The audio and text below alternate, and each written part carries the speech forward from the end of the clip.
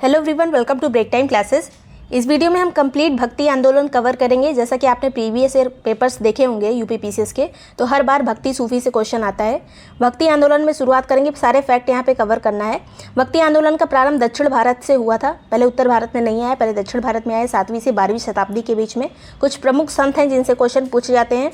तो पहले जो एक इंपॉर्टेंट संत हुए वो थे शंकराचार्य। 788 से 820 ईस्वी के टाइम इनका टाइम पीरियड है। एग्जैक्ट सन नहीं पूछा जाता, लेकिन शताब्दी वगैरह पूछ ली जाती है। जन्म हुआ था केरल में। इनका संप्रदाय और मत, ये ज़्यादा सबसे इंपॉर्टेंट चीज़ें यहाँ पे संप्रदाय और मत ही रहेंगी। संप्रदाय में इनका स्मृति संप्रदाय था और ये सबसे पहले आए थे, इसलिए ये याद करने के लिए आसानी हो, इसलिए इसमें अद्वैतवाद याद रखना है। मतलब सबसे पहले आए तो इनका नाम हो गया अद्वैत। स्मृति संप्रदाय, मत था अद्वैत, मैचिंग में आता है हमेशा। 4 मठों की इन्होंने स्थापना की थी। उत्तर में बद्रीनाथ की स्थापना जो कि उत्तराखंड में है।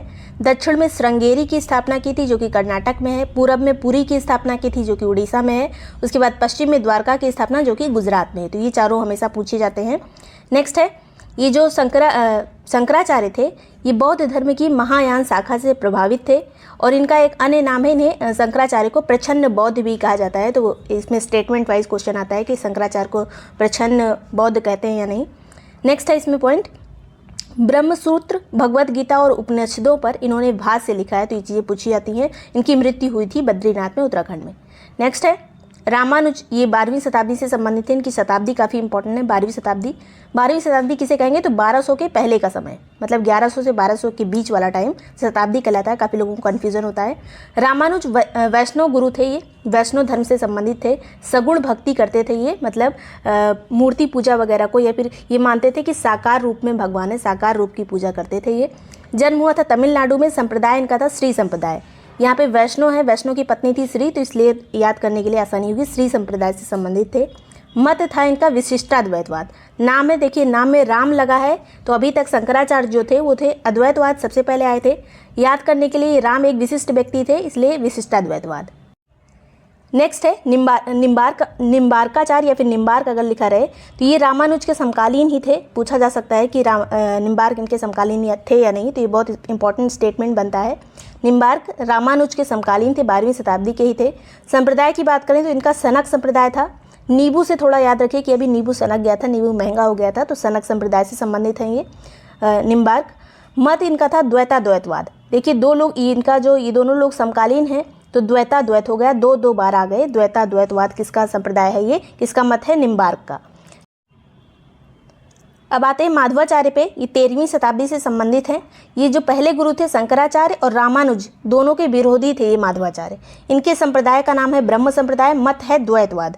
अभी तक सारे वाद पूरे हो चुके हैं। पहले वाले शंकराचार्य का था अद्वैतवाद, रामानुजाचार्य का था विशिष्टाद्वैतवाद, निम्बार्क का है द्वैताद्वैत, और माधवाचार्य का क्या हुआ, केवल द्वैतवाद। केवल द्वैतवाद किसका है, माधवाचार्य का। नेक्स्ट है रामानंद आते हैं। रामानंद का ये 15वीं शताब्दी से संबंधित हैं। जन्म हुआ था इलाहाबाद में। ये रामानुज के शिष्य थे। जो भी हमने रामानुज पढ़ा, तमिलनाडु के रामानुज, उनके ये शिष्य थे रामानंद। उत्तर भारत में इन्होंने भक्ति आंदोलन का प्रचार किया। इससे पहले भक्ति आंदोलन पूरा दक्षिण में ही था, तो इनको जो है रामानंद को दक्षिण और भारत के बीच का सेतु कहा जाता है। ये भी स्टेटमेंट काफ़ी बार पूछा गया है। इनके 12 शिष्य थे, जिसमें से कुछ तो काफ़ी फेमस है जिन्हें हमें अलग से भी पढ़ना है। तो ये जाति प्रथा को बिल्कुल विरोधी थे, जाति प्रथा के। तो इनके शिष्य अलग अलग जातियों से संबंधित थे। बहुत सारे निम्न जातियों की, जो निम्न जाति मानी जाती थी उस टाइम पे, उसके भी इनके शिष्य थे। रविदास, या जिसे रैदास कहते हैं, जो चमार जाति से संबंधित थे। कबीर जो जुलाहा जाति से संबंधित थे। धन्ना जाट थे, सेना नाई थी। इनकी जो ये कुछ लोग जिनकी जाति यहाँ पे लिखी है, ये जाति भी मैचिंग में आती है, पहले भी यूपी पीसीएस में पूछा जा चुका है। पीपा राजपूत थे। नरहरि, सुखानंद, सुरसरी, पद्मावती, भवानंद और सुसरी की पत्नी, इतने लोग इनके शिष्य थे। पूछा जाता है इनमें से कौन इनके शिष्य नहीं थे, तो 1-2 बार इसे पढ़ लेना चाहिए। दादू वगैरह इनके शिष्य नहीं थे, आगे भी हम पढ़ेंगे। कबीर के बारे में यहाँ अलग से पढ़ना है। 1440 से 1510 का इनका टाइम था। कबीर के बारे में पूछा जाता है किस राजा के समकालीन थे, तो सिकंदर लोदी के समकालीन थे। बीजक संग्रह इनकी रचना है। बीजक में 3 चीज़ आती है, साखी, सबद, रमैनी। इसके अलावा निर्गुण शाखा के पहले संत थे जिन्होंने गृहस्थ आश्रम में जीवन बिताया था। मतलब इन्होंने संत बनने के लिए अपना घर नहीं छोड़ा, ये घर में ही रहते थे अपने, कबीर। और कबीर की तरह ही एक और अभी मिलेंगे, एक और संत जिनका नाम है गुरु नानक, जो कि सिख धर्म से संबंधित हैं। लेकिन जिस तरह से कबीर की बातें थीं, ये एकदम निर्गुण भक्ति पे आधारित थी इनकी बातें। तो वैसे ही नानक भी करेंगे। सभी जाति प्रथा का, आडंबर का, सबका विरोध किया था कबीर ने। नेक्स्ट है रविदास, जो कि 15वीं शताब्दी से संबंधित हैं, और इनके जो भजन है, ये स्टेटमेंट काफ़ी इंपॉर्टेंट है। रविदास के भजनों को गुरु ग्रंथ साहिब में भी रखा गया है, कई सारे इनके भजन गुरु ग्रंथ साहिब में हैं। संतों के संत इनको किसने कहा था? रविदास या रैदास को कबीर ने कहा था संतों के संत। इन्हीं का एक कथन है जो काफ़ी फेमस है, मन चंगा तो कठौती में गंगा। क्योंकि ये वाराणसी में रहते थे, नदी के किनारे चप्पल जूता सिलने का इनका काम था, तो कोई व्यक्ति आए, वो रोज़ गंगा में नहाने जाते थे, उनसे पूछते थे, रैदास से पूछा कि तुम क्यों नहीं जाते गंगा में नहाने?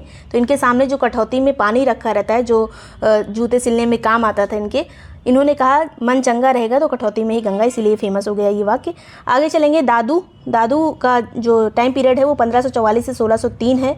जन्म हुआ था अहमदाबाद में, गुजरात में, लेकिन इनका ज़्यादा टाइम जो है राजस्थान में बीता, मृत्यु हुई थी राजस्थान में, तो काफ़ी दादूपंथी राजस्थान में रहते हैं। इनके शिष्यों के नाम काफ़ी इंपॉर्टेंट हैं, सूरदास और सुंदरदास रज्जब। तो सूरदास किसके शिष्य थे? दादू के, संत दादू के शिष्य थे सूरदास।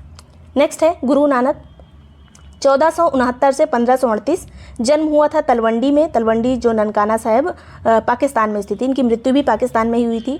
इन्होंने ईश्वर को अकाल पुरुष की संज्ञा दी थी, तो पूछा जाता है अकाल पुरुष की संज्ञा किसने दी? गुरु नानक ने। कविताओं और गीतों को आदि ग्रंथ में संकलित किया गया है। ये आदि ग्रंथ किसने संकलित किया था? तो 5वें गुरु अर्जुन देव ने, जिसकी जहांगीर ने हत्या करवाई थी। ये पूरा PDF आपको टेस्ट सीरीज़ में मिल जाएगा। UPPCS की जो टेस्ट सीरीज चल रही है, 13 टेस्ट हो चुके हैं, 14वां टेस्ट होगा इस संडे को, और उसमें सभी डिटेल्ड आंसर की आपको मिलेगी, किसी भी क्वेश्चन से संबंधित जितने क्वेश्चन बन सकते हैं, और सारे PDF आपको वहाँ प्रोवाइड किए जाएंगे। मृत्यु हुई थी गुरु नानक की करतारपुर में, जो कि पाकिस्तान में स्थित है, 1538 में। टेस्ट सीरीज ज्वाइन करने के लिए आप जो ये नंबर है इस पर कॉन्टैक्ट कर सकते हैं, या फिर डिस्क्रिप्शन में एक लिंक है, वहाँ से देख के आप प्रोसेस जान सकते हैं कि कैसे टेस्ट सीरीज ज्वाइन करनी है। उसके बाद आते हैं चैतन्य पे। चैतन्य महाप्रभु, तो ये 1486 से 1533 का इनका टाइम पीरियड है। जन्म हुआ था नदिया बंगाल में। उपाधि इनको एक दी गई थी जिसका नाम था विद्यासागर। विद्यासागर उपाधि किसकी है? चैतन्य महाप्रभु की। और ये वैष्णववाद से संबंधित है। बंगाल में वैष्णव धर्म को इन्होंने ही फैलाया था, चैतन्य महाप्रभु ने। इसके अलावा एक दूसरे धर्म की स्थापना की थी बंगाल में, गौड़ीय वैष्णव धर्म की स्थापना की थी। और ये मूर्ति पूजा के विरोधी नहीं थे। ये चीज़ें काफ़ी पूछी जाती हैं कि चैतन्य महाप्रभु मूर्ति पूजा के विरोधी थे या नहीं, तो चैतन्य ने मूर्ति पूजा का विरोध नहीं किया था। काफ़ी इंपॉर्टेंट पॉइंट है। इनके शिष्य में 2 लोग बहुत इंपॉर्टेंट हैं, प्रतापरुद्र गणपति जो कि उड़ीसा के राजा थे, प्रतापरुद्र, और इसके अलावा हरिदास काफ़ी इंपॉर्टेंट है जो कि चैतन्य महाप्रभु के शिष्य थे। इन्होंने अपना ज़्यादा टाइम पीरियड राधा कृष्ण भक्ति में व्यतीत किया, कीर्तन वगैरह गाते थे, वृंदावन में भी काफ़ी टाइम बिताया था इन्होंने। नेक्स्ट है वल्लभाचार्य। वल्लभाचार्य का टाइम पीरियड है 1479 से लेकर 1531, 1479 से 1531, और ये भी वैष्णव धर्म के दूसरे महान संत हैं। पहले महान संत कौन थे? जो भी हमने देखा था, चैतन्य महाप्रभु। उसके बाद ये वल्लभाचार्य, ये भी वैष्णव धर्म को मानने वाले थे। जन्म हुआ था वाराणसी में वल्लभाचार्य का 1479 में, और बाद में ये अपने गृह नगर, इनका गृह नगर था विजयनगर। तो जब इनकी शिक्षा वगैरह पूरा हो गई, जन्म हुआ था वाराणसी में, इस टाइम पे यहीं पे थे, लेकिन बाद में ही अपने गृह नगर विजयनगर चले गए थे। और उस टाइम पे विजयनगर का शासक कौन था? तो कृष्ण देव राय, जो कि तुलु वंश से संबंधित थे। तो यहाँ पे विजयनगर में जाके इन्होंने वैष्णव संप्रदाय की स्थापना की थी। किसने? वल्लभाचार्य ने। मत इनका कौन सा था? मत इंपॉर्टेंट है, शुद्धाद्वैतवाद। जितने वाद थे सब पूरे हो गए थे, तो इन्होंने एक अलग शुद्ध प्रकार का द्वैतवाद निकाला जिसका नाम था शुद्धाद्वैतवाद। पुष्टि मार्ग और भक्ति मार्ग पर इनका विश्वास था। इनके बेटे का नाम था विट्ठलनाथ, जो कि जो वैष्णव धर्म की शाखा थी, कृष्ण भक्ति को इन्होंने बहुत आगे बढ़ाया विट्ठलनाथ ने। तो विट्ठलनाथ किसके बेटे थे? पूछा जा सकता है वल्लभाचार्य के। नेक्स्ट है, अब देखते हैं मीराबाई को। तो मीराबाई, तुलसीदास वगैरह, इनका टाइम पीरियड पूछ लिया जाता है कि पहले तुलसीदास आए या फिर मीरा आई। तो मीरा 1498 से 1546। पिता के नाम का नाम था इनका मेड़ता के राजा रत्न सिंह राठौर इनके पिता थे। पति थे राणा सांगा के पुत्र भोजराज। तो राणा सांगा किसके टाइम पे थे? राणा सांगा को आपने देखा हुआ, खानवा के युद्ध में बाबर ने पराजित किया था राणा सांगा को। तो ये उन्हीं के टाइम की, अगर मुगल वंश से रिलेट किया जाए तो बाबर का टाइम पीरियड उस टाइम पे चल रहा था। उसके पहले इब्राहिम लोदी था, बाबर के बाद अकबर भी था, तो ये सबके समकालीन मानी जाएंगी मीराबाई। और ये किस भाषा में लिखती थी? तो राजस्थानी और ब्रज भाषा में लिखती थी। नेक्स्ट है सूरदास। 16वीं 17वीं शताब्दी में सूरदास आए थे। जन्म हुआ था रोनकता में, जो कि मथुरा आगरा के पास स्थित है। और इनका जो टाइम पीरियड था वो अकबर और जहांगीर के समकालीन था। सूरदास से पूछा जाता है कि किसके समकालीन थे? अकबर और जहांगीर के। ब्रज भाषा में ये लिखते थे। सूर सारावली, सूर सागर, साहित्य लहरी इनकी प्रमुख रचनाएं हैं। नेक्स्ट है, यहाँ पे सूरदास के बारे में एक पॉइंट है कि पुष्टि मार्ग का इन्हें जहाज कहा जाता था। पुष्टि मार्ग का जहाज किसे कहा जाता था? सूरदास को। नेक्स्ट है, तुलसीदास 1532 से 1623, 1532 से 1623 तुलसीदास का टाइम है। और ये अकबर के समकालीन थे तुलसीदास। जन्म हुआ था, अकबर जानते हैं अकबर की मृत्यु हुई थी 1605 में, और ये 1532 में इनका जन्म हुआ था। और जन्म हुआ था इनका बांदा में, राजापुर गांव में। गुरु के नाम था नरहरि दास। तुलसीदास के गुरु का नाम नरहरि दास। इन्होंने कुछ रचनाएं लिखी जो काफ़ी इंपॉर्टेंट है। वैसे तो काफ़ी इनकी रचनाएं हैं, सबसे ज़्यादा फेमस रामचरितमानस है। इसके अलावा कवितावली, दोहावली, गीतावली, वरबर रामायण, विनय पत्रिका वगैरह तुलसीदास की रचनाएं। इतना अगर याद रहती है रचनाएं तो इन्हीं में से कोई आपको एग्जाम में मिल जाएंगी अगर इनसे रचनाएं पूछी गई। काफ़ी पूछी जाती है इनकी रचनाएं। नेक्स्ट है महाराष्ट्र के भक्ति आंदोलन से हर बार एक क्वेश्चन आता है। तो महाराष्ट्र में भक्ति पंथ पंढरपुर के मुख्य देवता विठोबा के नाम से यहाँ पे भक्ति आंदोलन चलता था। विठोबा कौन थे? तो कृष्ण के अवतार माने जाते थे। महाराष्ट्र में 2 शाखाएं थी भक्ति की, एक बरकरी, दूसरा धरकरी। बरकरी के संप्रदाय के जो लोग थे वो कृष्ण को मानते थे, धरकरी संप्रदाय के लोग राम को मानते थे। तो ये स्टेटमेंट आ सकता है कि बरकरी किसका था और धरकरी किसका था। नेक्स्ट है विठोबा पंथ के 3 महान संत हुए। एक का नाम था ज्ञानेश्वर, जिन्हें ज्ञानदेव के नाम से भी जाना जाता है। नामदेव जो कि एक दर्जी थे, ये पहले डाकू थे, बाद में संत बने नामदेव। तो इनके बारे में पूछा जा सकता है कि कौन संत हैं जो पहले डाकू थे बाद में संत बने थे। तो ये थे नामदेव। तुकाराम, ये शिवाजी के समकालीन थे। तुकाराम, ये पिछली बार भी क्वेश्चन आया था। रामदास, ये इसी महाराष्ट्र से ही संबंधित है, ये शिवाजी के गुरु थे रामदास। तो ये सभी चारों नाम इंपॉर्टेंट है।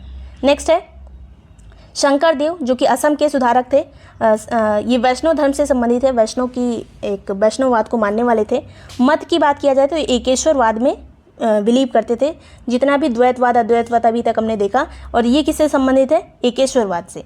शंकरदेव ऐसे एक वैष्णववादी थे, मतलब कृष्ण शाखा के पुजारी थे, जो विष्णु पूजा और कर्मकांड के विरोधी थे। बाकी जितना कृष्ण की पूजा करने वाले लोग थे वो सभी सगुण धर्म में विश्वास करते थे। इन्होंने निर्गुण को अपनाया, भक्ति पूजा का विरोध किया, कर्मकांड का विरोध किया। तो ये थे शंकरदेव। इनका किससे संबंध है, किस राज्य से ज़्यादा इंपॉर्टेंट है? असम से संबंध है इनका। तो भक्ति आंदोलन से संबंधित सभी चीज़ें कवर हो चुकी हैं। इस पीडीएफ के लिए और जितना भी टेस्ट सीरीज़ है उसके लिए आप टेस्ट सीरीज ज्वाइन करना चाहें तो कर सकते हैं। वीडियो पसंद आया हो तो लाइक और सब्सक्राइब कर लीजिएगा। Thank you so much for watching break time classes.